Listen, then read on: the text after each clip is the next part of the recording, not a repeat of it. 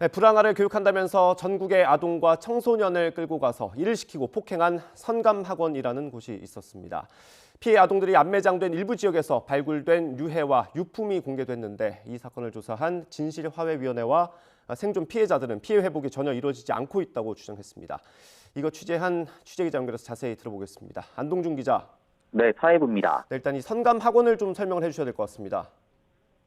네, 경기 안산 선감학원은 일제강점기였던 1941년 처음 세워졌습니다. 불량아를 감화한다는 목적으로 설립됐지만 항일 독립운동에 나선 청년들도 많이 끌려가 수용된 것으로 알려졌습니다. 그러다 광복 이후인 1946년 관리권이 경기도로 이관됐는데요. 불황아 갱생교육을 명목으로 전국의 아동과 청소년을 강제 입소시켰고 강제 노역과 폭행, 성폭행 등 각종 인권 침해가 자행된다는 논란 속에 지난 1982년 폐쇄됐습니다. 네, 선감학원 주변에서 발굴된 피해 아동들의 유해와 유품이 어제 공개됐습니다. 이 아이들은 어쩌다가 이 학원에서 숨지게 된 겁니까? 네, 선감학원에 강제 입소했던 이들은 많이 봐야 나이가 10대 초중반 정도였는데요. 아직 어린 나이에 강제 노역과 폭행 등을 견디는 게 무척 어려웠을 것으로 보입니다. 당시 선감도는 고립된 섬이었기 때문에 유일한 탈출 방법은 바다를 건너는 것이었습니다. 그래서 이 사건을 조사하고 있는 진실화해위원회는 탈출을 시도한 아동 대부분이 이 과정에서 바다에 빠져 숨졌을 것으로 추정하고 있습니다. 탈출 경로가 조수간만의 차이가 큰 서해안 갯벌 지역이라 아동이 이동하기에는 매우 위험하고 현재 확인된 것보다 더 많은 아동의 탈출 과정에서 사망하였을 거라고. 네, 이번 유해 발굴 성과에는 어떤 게 있습니까?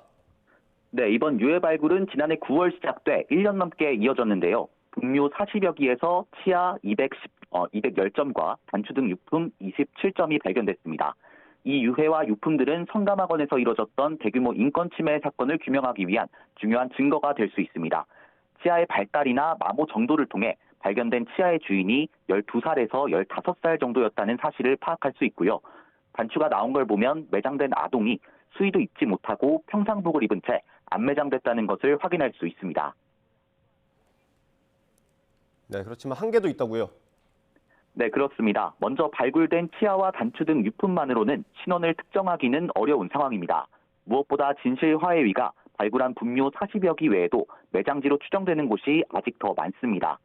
지난 2018년 경기도의 유해 발굴을 위한 사전조사 용역 보고서를 보면 유해 150여 구가 매장된 것으로 추정된다고 나와 있습니다. 그러면 진실화해위가 발굴한 분묘는 전체의 20%에서 25% 정도인 건데요.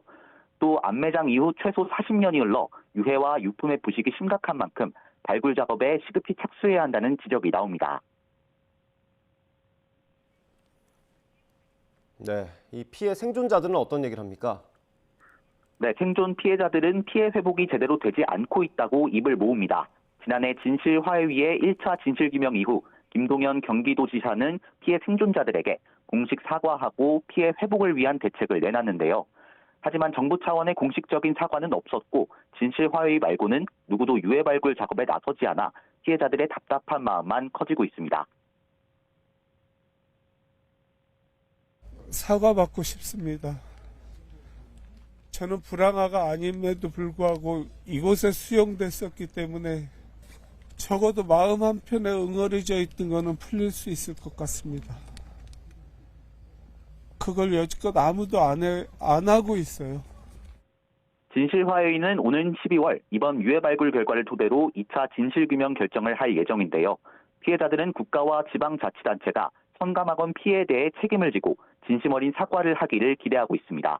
지금까지 사회부에서 YTN 안동준입니다.